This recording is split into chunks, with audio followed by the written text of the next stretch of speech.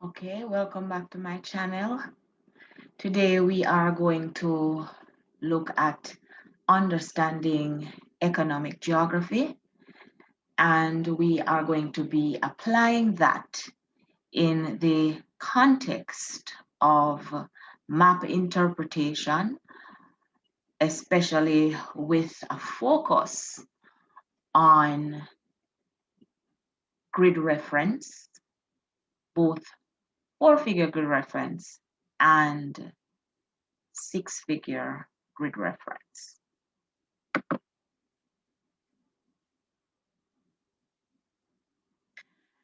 When we talk about economic geography, we are combining the concepts of economics and the concepts of geography. Economics is the study of how uh, we make, buy, and sell, as well as how we use things. It is also about being smart about our resources, including our money, I should say, especially our money. So it is about saving money and spending it very carefully. In other words, economics teaches us how to maximize our benefits and to reduce our cost. When we talk about the economy, we are talking about the production and the consumption of goods and services, which are used to fulfill the needs of those living and operating within an economic system. Geography, as we've said before, focuses on the location of natural and human features on the Earth's surface. So if we combine the idea and the concepts of it, that we pull from the discipline of economics, and if we combine that with the concepts that we learn in geography, then economic geography is going to be examining the relationship between resources and their locations. So, where a particular resource is able to develop, where a particular resource will thrive, where a particular resource will not thrive. It is also going to be looking at industries and the best location for a particular industry in order for business owners to maximize their benefits. It also looks at how an economic activity can have a negative influence on the natural environment in which it is located.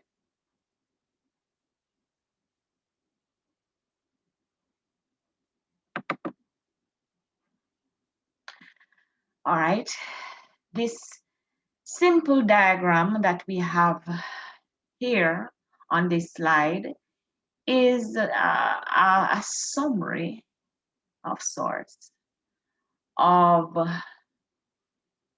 what the economy is all about. So the economy is about people who are producing and people who are consuming.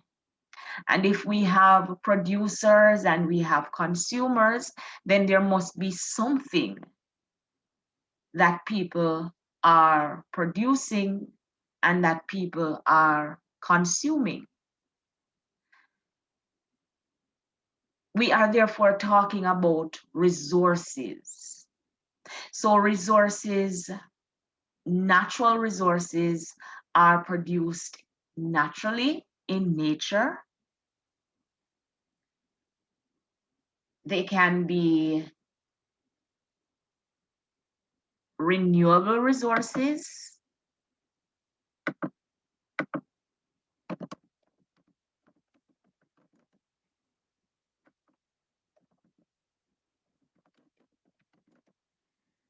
and also non-renewable resources. What is the difference? Well, renewable resources are those resources that when we use them up, they can be quickly replenished by nature. Non-renewable resources are those resources that when we use them up, they are going to take a very long time to be reproduced by nature, and therefore we consider them to be depleted. And these mainly include our mineral resources like our bauxite and our natural gas and our petroleum,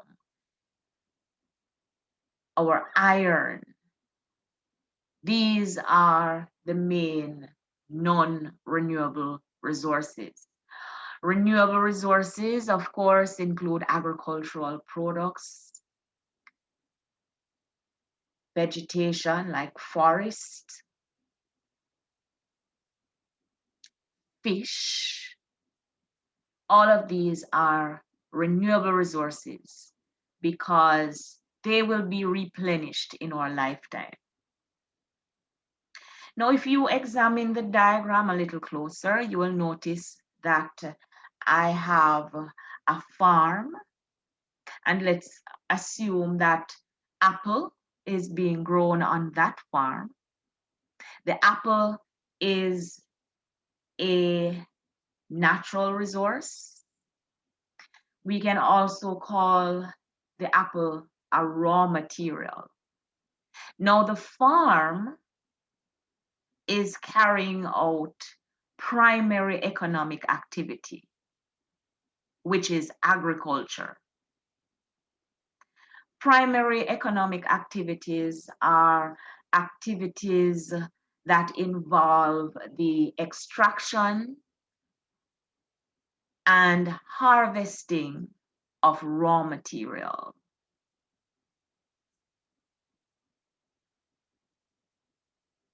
Now, some of the raw materials that are produced at the primary level can be consumed in their raw state. For example, we could eat the apple that is produced by the farm. Some raw materials that are produced by the primary economic activity must be further processed. Now, the processing of raw material takes place at the secondary level, and the secondary level includes manufacturing. Manufacturing is usually carried out at a place called a factory, and of course, there are different factories. Manufacturing industries take raw materials, apply a process or a series of processes on those raw materials, and then convert them into finished products. For example, the apple juice created from the apple. Now, this finished product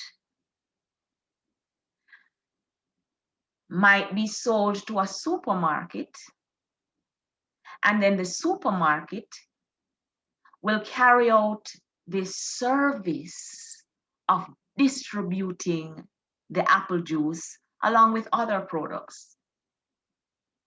So since the supermarket is carrying out a service, we say that the supermarket is a tertiary economic activity.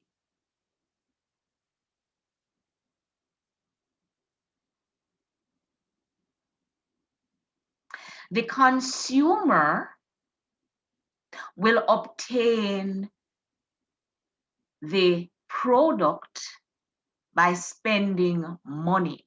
So there is a trading that takes place. There is an exchange of money that takes place between the producer and the consumer.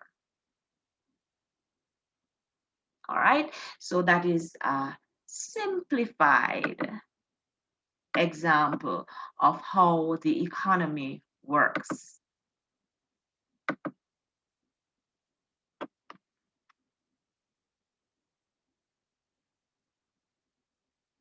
This diagram that we're looking at gives us a little bit more information. It shows a balance being made between supply and demand. Who are those that supply? Who are the suppliers? They are the producers. Who are those that are making a demand? They are the buyers or the consumers. And as the diagram also shows, the government plays a very important role in trying to create that balance between supply and demand. Because if supply is much greater than demand, then we might run into the problem of prices decreasing, and that is not going to benefit the producers. And if the demand is far too great, then the prices are going to increase, and then that is not going to benefit the consumer. So the government has to try to strike a balance. Another thing that we see from our diagram is that at the center we have resources. For it is the resources that are being produced from one side and the resources that are being consumed from the other side.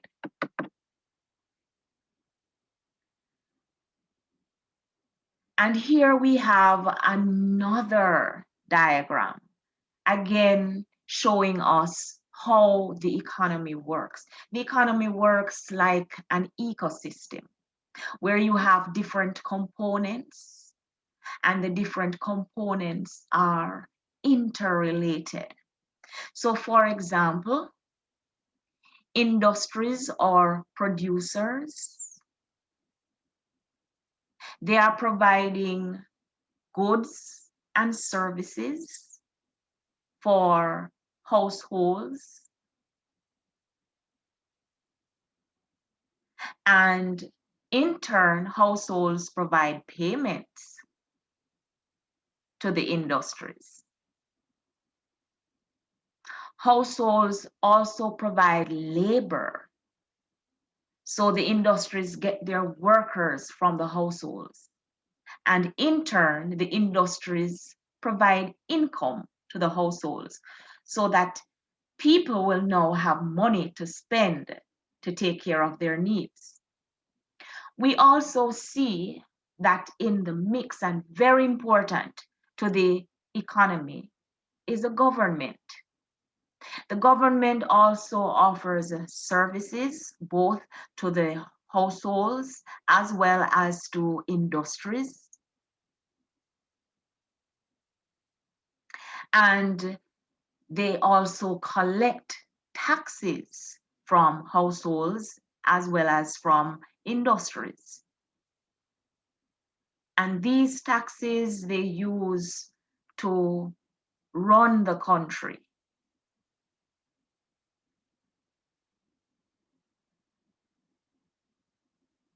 The government also provides employment.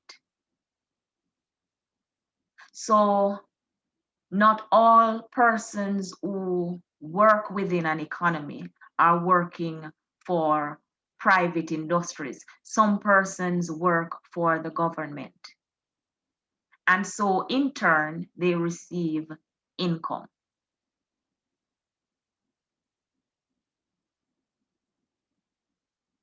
Of course, if we are going to have an economy and we're going to have spending taking place and trading taking place, we definitely need to have our resources. And so if we look in the diagram, we also see a number of resources. We have bauxite, which is a non-renewable resource. We have fish, which is a renewable resource. We have forest, which is a renewable resource, and we have natural gas, which is another non-renewable resources. So all of these different components of the economy are very important. They are important for the economy as a whole, and they are important for each other.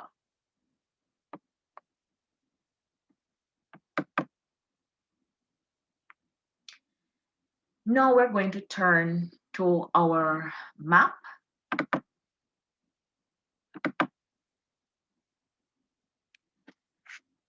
And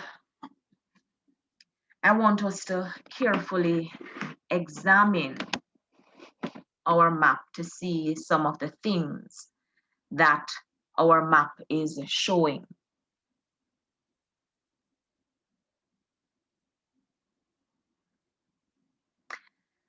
Let us first of all try to identify at least one renewable resource on our map.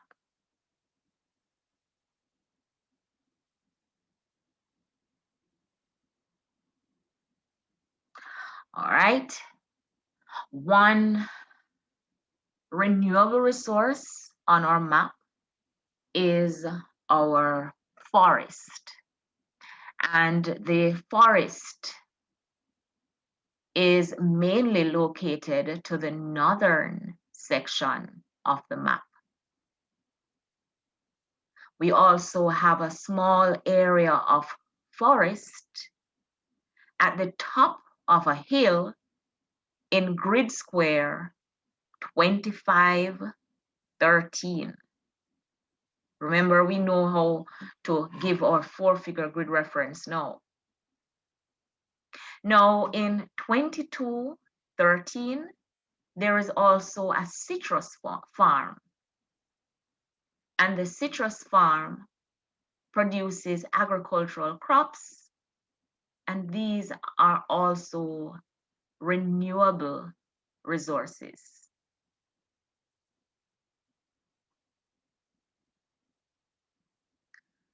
What kind of non-renewable resource is being shown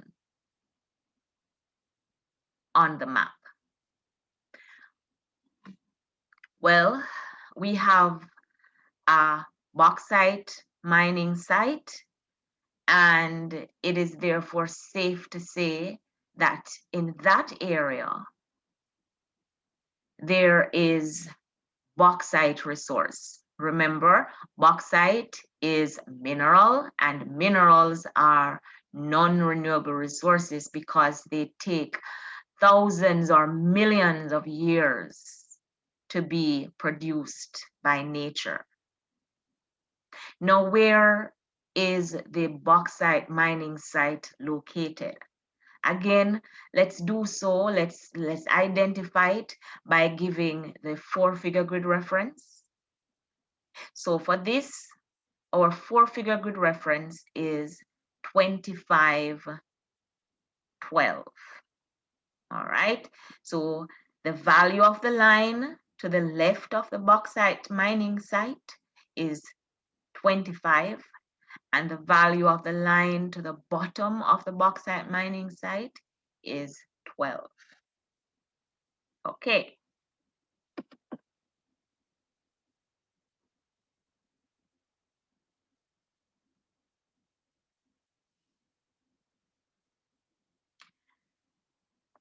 Now, the next thing we are going to do is to identify 2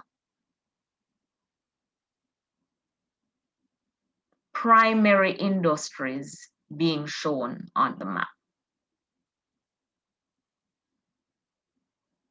We have mentioned 2 of our primary industries already.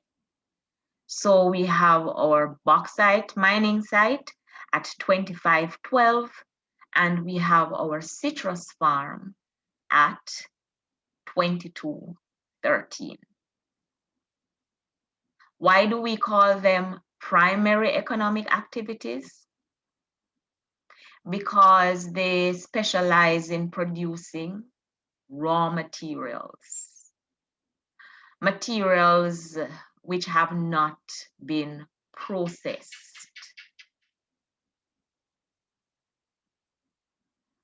Right? Let's continue. Now we are going to try to locate some features, some economic activities, but this time we want to use the 6-figure grid reference. So the first economic activity that we want to locate, giving the 6-figure grid reference, is a secondary economic activity.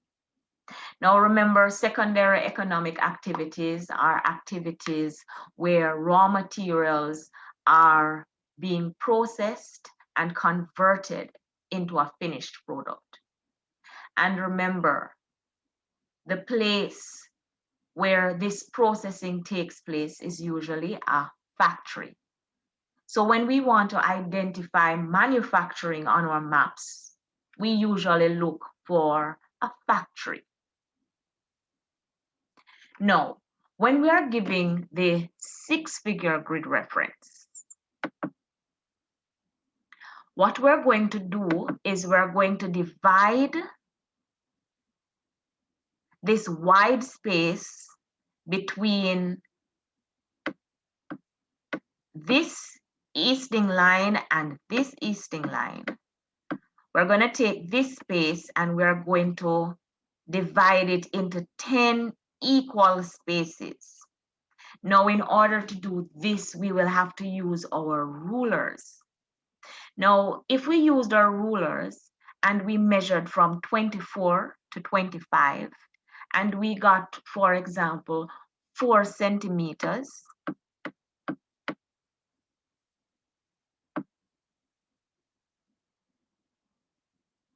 we would know that 4 centimeters is the same as 40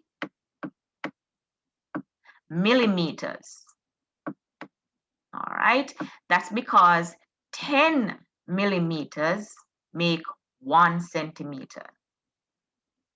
So if we want to divide 40 millimeters into 10 equal spaces, then we would divide 40 by 10, and we would get 4 millimeters. It means then that we're going to use our rulers and we are going to divide We're going to make markings on our map for every 4 millimeters that we go across. So when we are going to place our ruler alongside the map, and we're going to count across, and for every 4 millimeters, we're going to put a little stroke on the map. The same would be true if the distance from this easting line to this easting line were 2 centimeters. If that were the case, then we would be going across by 2 millimeters. If when we measured from 24 to 25, if it was 6 centimeters, then in order to divide this into 10 equal spaces, we would be going across by 6 millimeters. And the same thing is true of the northing. All right, now that we know that, let's move on. Now it's time for us to read the location. The first thing we're going to do, as with the 4-figure grid reference, we're going to write the value of the line to the left of the factory, and that is 24. But this time, because we are doing the 6-figure grid reference, we're going to try to pick up another digit going across. So as we go across, what we notice is that the factory has not reached 1 as yet. So it's between 0 and 1. If it's between 0 and 1, it means that it is still 0 because it has not reached the 1 yet. Remember, when it's found between two numbers, we always give the smaller number. So this is going to be 24, 0. Then, as with the 6-figure grid reference, we're going to write the value of the line to the bottom of the feature, which is 12. And now we are going to go up. All right, when we go up,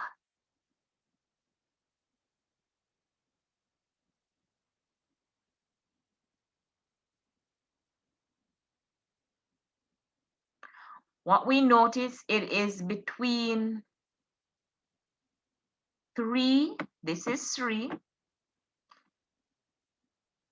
So 1 is about here, this is 2, this is 3. So it's between 3 and 4. And because it's between 3 and 4, we're going to give the smaller number. So it's going to be 3. So notice it's 6-figure grid reference, and we have 6 figures. 2, 4, 0, 1, 2, 3.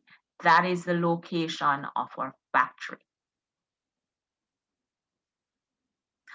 Let us also try to locate a tertiary industry. And again, we are going to use 6-figure grid reference. Now we have a bank on the map, which is one type of tertiary industry. And we also have a hotel. Now the hotel suggests that tourism is taking place in this area. So we're going to try to locate or give the 6-figure grid reference of the hotel. All right. So like before, we're going to write the value of the number to the left of the feature, which is 22. And remember, after we write the value to the left, we are going to go across because we need to pick up a third easting figure. When we go across, we notice that, so we're going across. This is 1. But if we notice the location of the hotel, it has not yet reached the 1. So it means that it is between 0 and 1.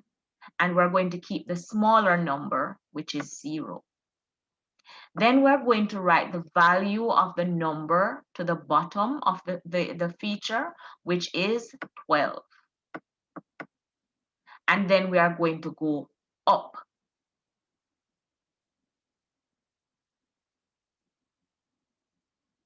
So this is 1, 2, 3, 4, 5, 6, 7, 8.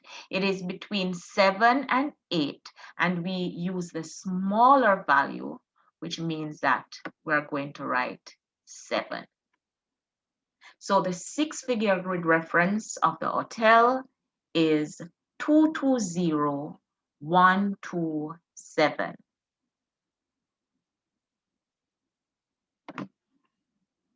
Let's move on.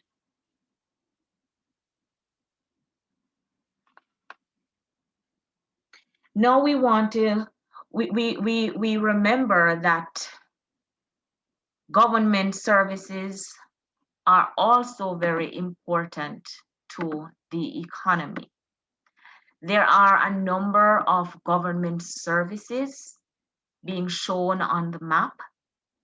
We have, for example, fire station, we have police station, we have post office. All of these are government services.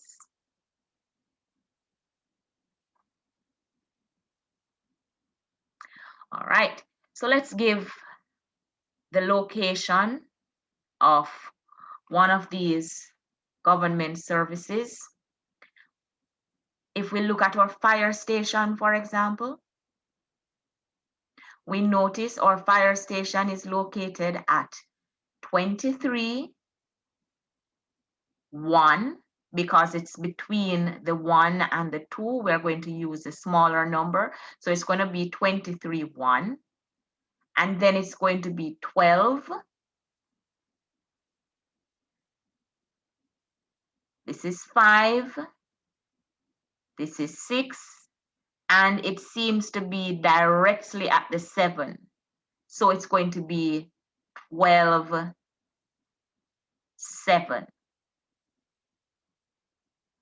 So it's 23-1, 12-7 for the location of the fire station.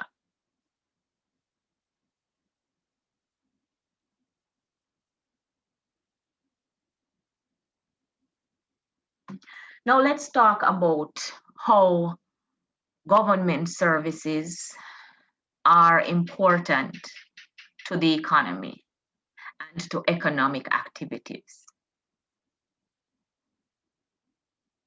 The hospital, for example, is very important because the workers in an industry might get sick.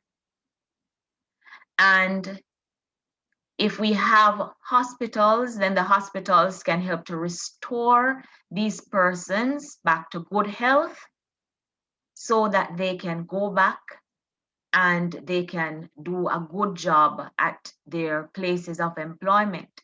If we have a sick staff, then the level of productivity is going to be low.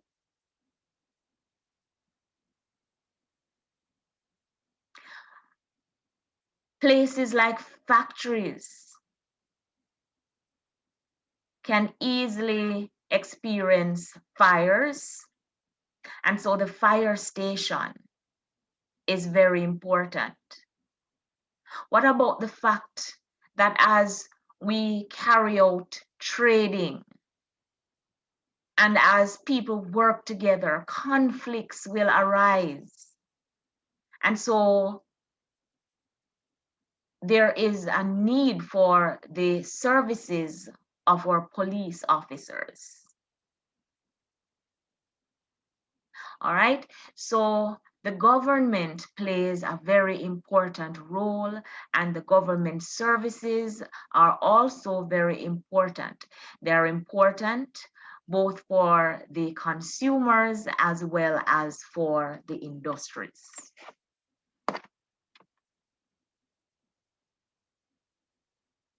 Not only is there a relationship between industries and the government, there's also an important relationship between or among the industries.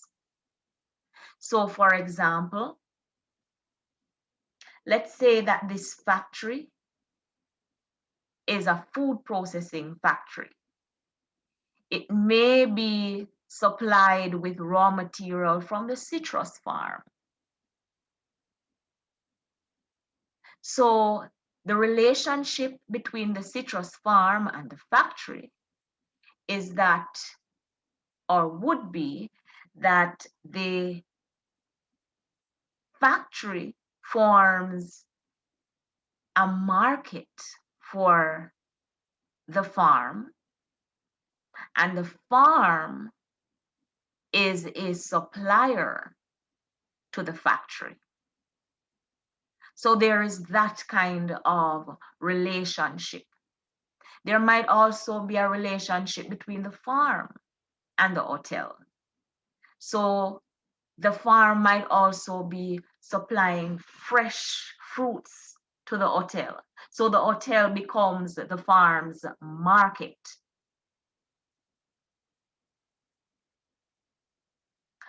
One last thing we are going to look at as it relates to map reading and economic geography is the fact that business owners are very strategic when they are setting up their industries. People try to set up industries where they can derive maximum benefits. So for example, the hotel is at a location where it is close to the road, and road is important for transportation. It is also close to a beach, which is a type of tourist attraction. And if we look further south of the hotel, we see coral reef, which is another type of attraction. To the east of the hotel, we also see a linear settlement. And so the persons, the people from that settlement may be workers at the hotel.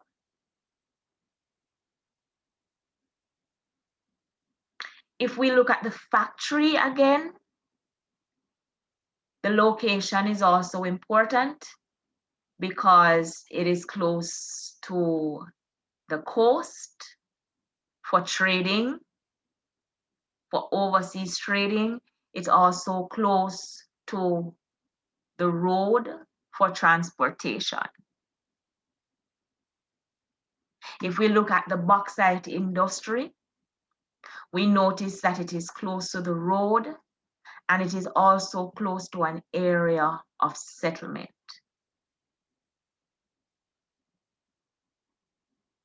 If we look at the citrus farm is also close to the road. It is also located on a flat land, so that if there is any need for machinery, or it would be easy, as well as it will be easy to move about on the farm. Also notice that the citrus farm is located close to an area of settlement, so they can get both a market as well as a supply of laborers. I hope you learned something from this video.